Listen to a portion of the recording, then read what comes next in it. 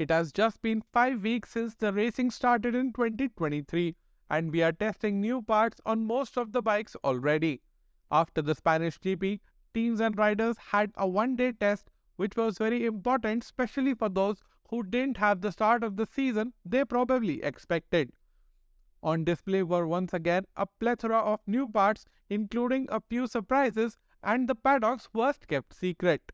So let's take a closer look at what we can expect to see on MotoGP bikes in the upcoming rounds, starting with Ducati. Having arguably the best bike on the grid, Ducati took the wise decision of not messing with the recipe too much, and most of their riders focus on dialing their individual settings in order to improve their individual feeling on the Desmo CDG. The only new part at Ducati was seen in the Pramac garage, a new belly pan with an air intake at the very bottom. The new pan is being thought to come handy if these bikes encounter unusually high temperatures. On to Aprilia. Much like Ducati, Aprilia riders also did not have any new parts to test. Aleix Espargaro was seen running a different aero from their usual race trim, but it is one they have already tested during the pre-season. Other than that, both factory riders focused on their weakest area so far.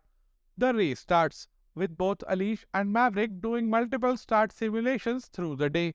There was a speculation of new clutch material being tested in order to improve race starts, but nothing was confirmed by Aprilia. Next up is Yamaha.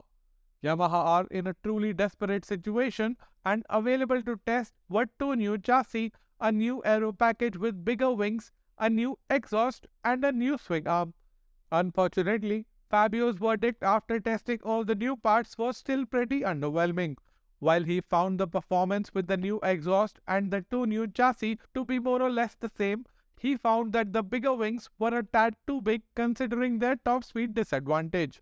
Fabio signed off by emphasizing that more than anything, Yamaha must figure out how to extract the maximum out of new tires on low fuel load and find big improvements for time attack mode. On to KTM. Having a better than expected start to the season after an underwhelming pre-season test, KTM riders had a lot of new parts at their disposal.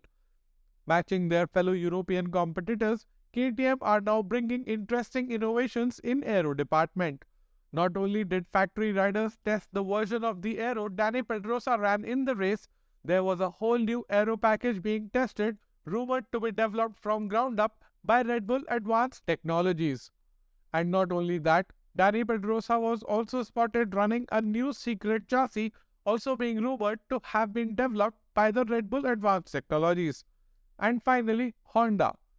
If there is one team more under pressure than Yamaha to find big improvements fast, it is Honda.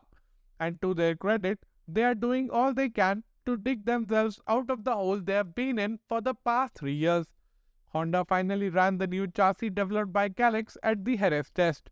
Marc Marquez being missing from the action gave Joan the opportunity to try the new chassis. However, an electronic issue on his RC213V meant that Mir only had one proper lap with the new chassis. Also spotted on the Repsol Hondas was a new aero package with new downwash ducts and a bit more aero trickery, while Rins was seen with new winglets sprouting from the swing arm of his RC213V. While there was plenty to test in the Honda camp, Alberto Puig and Joan Mir are convinced there is no one quick fix to their current situation, and they have to continue taking many small steps before they are able to take a big one. In terms of pure hardware, which manufacturer can take the fight to Ducati before the end of the season? Let me know by taking part in the poll on the community page. And before you leave, don't forget to hit the like button and consider subscribing if you are not already subscribed.